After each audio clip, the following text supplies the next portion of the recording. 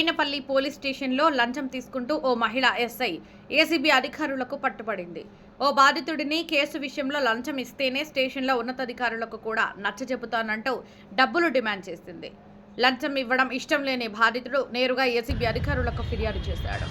లంచం తీసుకుంటుండగా ఏసీబీ అధికారులు మహిళా ఎస్ఐ నందితను డైరెక్ట్గా పట్టుకున్నారు.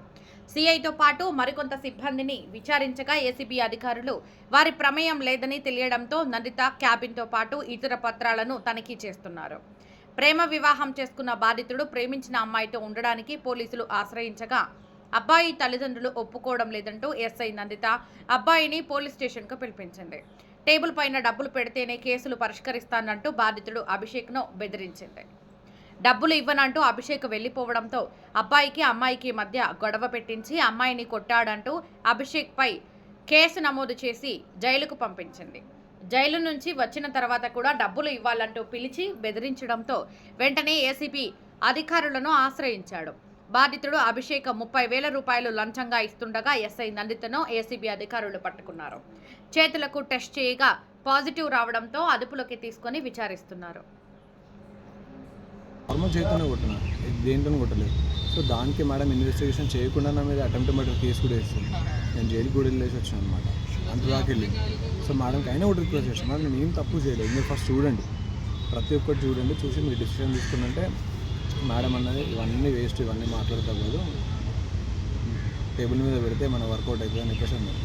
దానికి నేను అగెయిన్స్ట్ వర్రిన్ అనమాట. అట్లా అవ్వదు మేడం, ఇట్లా నేనైతే ఇవ్వలేని పరిస్థితి, బయట జాబ్ సిచ్యువేషన్ బాగాలేదు, మా భార్య ప్రెగ్నెంట్ ఉన్న టైంలో నేను మీకు ఎందుకు ఇచ్చుకోవాలని, సరే వీడు వినేటట్టు లేడు, వీనికి నా స్టైల్లో చెప్తా అని చెప్పేసి మేడం అన్నది. ఇంకా కొంచెం నా మీద అట్లా అగెయిన్స్ట్ ఉండేసరికి నేను కూడా ఇగ్నోర్ చేసిన సార్. ఇగ్నోర్ చేస్తూనే మేడంని రిక్వెస్టింగ్గానే ప్లీడింగ్గానే వెళ్తుండే. సో వచ్చిన తర్వాత మేడంని కూడా రిక్వెస్ట్ చేసిన, ఎవ్రీ మండే సిగ్నేచర్ పెట్టమన్నాను. సరే పెడుతున్నాను మేడం, ఎవ్రీ మండే అంటే సిగ్నేచర్కి 1-2 hours అవుతుంది సార్. కానీ మేడం ఏం చేసేవారంటే మార్నింగ్ 10 నుంచి ఈవినింగ్ 2:30 దాకా పెట్టేసి మనం ఎక్స్పెక్ట్ చేయడం, కానిస్టేబుల్కి చెప్పకపోయడం, ఇవే వస్తుంది. ఒక 1 డే 4th మండే వచ్చి చెప్పినాను మేడం ఎట్లుందంటే సరే అన్నది. అప్పుడు ట్రై చేసింది మేడం, కానీ నేను ఫుల్ సీరియస్ ఉండేసరికి అది జరగలేదు. మళ్ళీ 11th అడిగింది. 11th అడిగి డబ్బులు అడిగేసరికి ఎంత అని చెప్తుంటే కానిస్టేబుల్ ఒకరే చెప్తున్నారు, ఎస్ఎల్ ఒకరే చెప్తున్నారు. ఇదంతా నాకు తలనొప్పి, అంతే ఎందుకు, సరే ఊకే టార్చర్ నాకు ఎందుకు అని చెప్పేసి మేడంతో మాట్లాడితే మేడం 30,000 ఇచ్చేసి నేను మీ వాళ్ళతో మాట్లాడతాను అని చెప్పేసి. ఎందుకు దేని గురించి అంటే మేడం కూడా అన్నది, ఒకసారి వార్నింగ్ ఇచ్చింది, నేను ఒక్క స్టెప్ కూడా రాంగ్ చేసినా, నేను చెప్పింది వినకపోతే నీ బెయిల్ క్యాన్సిల్ చేపిస్తాను. సో దానికి అడ్వకేట్ ఉన్నారు కదా, సరే మరి అడ్వకేట్కి పెట్టుకో, నాకు పెట్టుకో, అప్పుడు నీకు అర్థమవుతుంది నీ లైఫ్ ఏందో అని చెప్పేసి అన్నాను. నీ కెరియర్ నువ్వే స్పాయిల్ చేసుకుంటావు, నువ్వు మొత్తం నువ్వే స్పాయిల్ చేసుకుంటావు అని చెప్పేసి అంటే నన్ను మేడం అనుకొని స్టేజ్లో ఫసాయించారు. మరి ఇప్పుడు నేను ఏం చేయాలి, మీరు చెప్పండి, నేను ఏం చేయాలంటే ఇంకా కంప్లీట్లీ మేడంకి ఇంకా నేను ఇంకేం చేయలేని పరిస్థితి కాబట్టి మీరు చెప్పండి, మీరు ఏం చెప్తే అది చేస్తా అనే కాడికి నేను వచ్చిన. మేడం అన్నది, సార్ ఈసారికి అయితే 30,000 తీసుకురా, నెక్స్ట్ టైం చూద్దాము అని చెప్పేసి.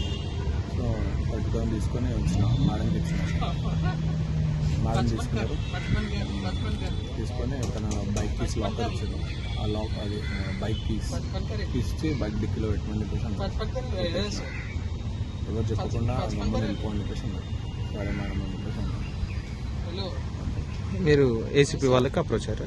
ఎస్ సార్, ఏసీబీ వాళ్ళకి నిజంగా ఏసీబీ వాళ్ళకి అప్రోచ్ అవ్వడం వల్ల నాకు చాలా హెల్ప్ జరిగింది. మరి ఇంకే ఆప్షన్ లేదు సార్,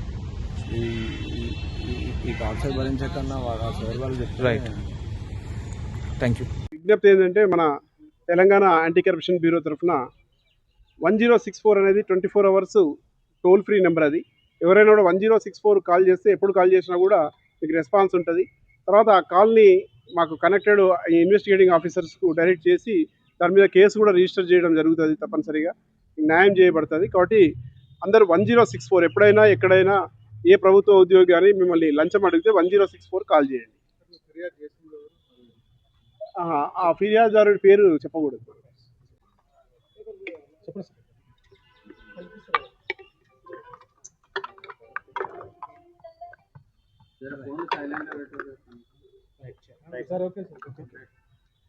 నమస్తే, నేను Gangasani Sridhar, DSP anti corruption bureau, Hyderabad city. నాకు 2 days కింద ఒక ఫిర్యాదుదారుడు మమ్మల్ని అప్రోచ్ అయ్యాడు. అతను యాక్చువల్లీ వాళ్ళ నాన్నకు అతనికి మధ్యలో అతని లవ్ మ్యారేజ్ చేసుకున్నందుకు ఇంట్లో గొడవలు అవుతున్నాయి. వాళ్ళ నాన్నకి అతనికి మధ్యలో గొడవలు అయిపోయేసి వాళ్ళ నాన్న లాస్ట్ ఇయర్ కూడా ఇక్కడ ఒక కేసు రిజిస్టర్ చేశారు. ఆ కేసులో కూడా ఇతన్ని అరెస్ట్ చేశారు. తర్వాత ఈ సంవత్సరం కూడా మళ్ళీ రీసెంట్లీ ఒకటి హత్యా ప్రయత్నం అని చెప్పేసి 307 ఐపీసీ కింద 119 బిఎన్ఎస్ కింద కేసు రిజిస్టర్ చేసి రిమాండ్ కూడా చేయడం జరిగింది. ఇక్కడ ఎస్ఐ ఉన్నటువంటి కిరణ్ నందిత అని చెప్పి ఆ ఎస్ఐ గారు అక్యూజ్ని రిమాండ్ చేశారు. ఆ అతనికి తర్వాత కోర్టు నుంచి బెయిల్ తీసుకున్నాడు. అతను బెయిల్ తీసుకున్నాక ఇక్కడ బెయిల్ కండిషన్స్లో ప్రతి సోమవారం రోజు ఇక్కడ అటెండెన్స్ ఇవ్వాలని చెప్పి ఇచ్చారు. అందులో భాగంగా అతను ప్రతి సోమవారం ఇక్కడ పోలీస్ స్టేషన్కి వస్తుంటే పొద్దున్న సాయంత్రం వరకు ఇక్కడ కూర్చోబెడుతున్నారు. అతను కూర్చోబెట్టడం వల్ల అతను ఇక్కడ ఒక రైటర్ విజయ్ కుమార్ అని చెప్పేసి రైటర్ కానిస్టేబుల్ అతన్ని అప్రోచ్ అయ్యాడు. అతను ఏం చేశాడు, ఆల్రెడీ 10,000 రూపీస్ తీసుకున్నాడు. తీసుకొని ఇంకొక 15,000 ఎస్ఐ గారికి ఇస్తే ఆ బెయిల్ రిలాక్సేషన్ ఇక రాకుండా కూడా ఉండేట్టుగా తర్వాత ఇతను ఇల్లు కూడా ఖాళీ చేద్దాం అనుకున్నాడు. ఎందుకంటే ఇంట్లో ఉంటే ఎప్పుడు నాన్నతో గొడవలు అవుతున్నాయని చెప్పేసి గచ్చిబౌలికి షిఫ్ట్ అయిపోతా అంటే అందుకు కూడా మేము సహకరిస్తాము, కాబట్టి 15,000 ఇవ్వాలని చెప్పి అతను విజయ్ కుమార్ మాట్లాడాడు. తర్వాత కానిస్టేబుల్ మాట్లాడింది కాకుండా ఎస్ఐ గారు 15,000 కాదు నాకు 30,000 కావాలని చెప్పి మాట్లాడారు. ఆ 30,000 యాక్చువల్లీ మొన్న చెప్పారు, నిన్న ఉండను ఈ రోజు తీసుకురమ్మని చెప్పారు. ఈరోజు 30,000 తీసుకొని వచ్చాడు. అతను తీసుకొని వస్తే పైకి వెళ్ళి కలిస్తే ఇక్కడ ఉన్నటువంటి షెడ్లో ఇక్కడ పైనుంచి అవపడుతుంది, ఆ షెడ్లో స్కూటీ ఉంది, అందులో మనీ పెట్టిరమ్మని చెప్పేసి కీస్ ఇచ్చారు. కీస్ తీసుకొని అతను స్కూటీలో మనీ పెట్టాడు. మళ్ళీ తీసుకొని కీస్ హ్యాండ్ ఓవర్ చేశాక మేము పట్టుకోవడం జరిగింది. రెడ్ హ్యాండెడ్గా ట్రాప్ చేశాము. ఆ మనీ కూడా స్కూటీ నుంచి రికవరీ చేశాము. స్కూటీని కూడా సీజ్ చేశాము. తర్వాత అమౌంట్ 30,000 టోటల్ 30,000 రూపాయలు. లేదు, ఇప్పటికైతే ఎస్ఐ మరియు రైటర్ కానిస్టేబుల్ ఇద్దరిని అరెస్ట్ చేశాం మేము. ఇప్పుడు 30,000 క్యాష్ ఒకటి, తర్వాత వెహికల్ కూడా సీజ్ చేశాం స్కూటీ.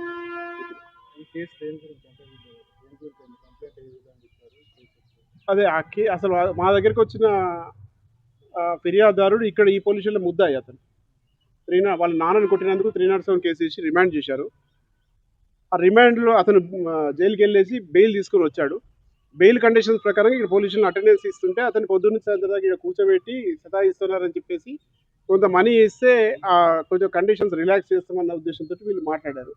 అది మాట్లాడి ఆ అమౌంట్ గురించి ఇది చేశారు.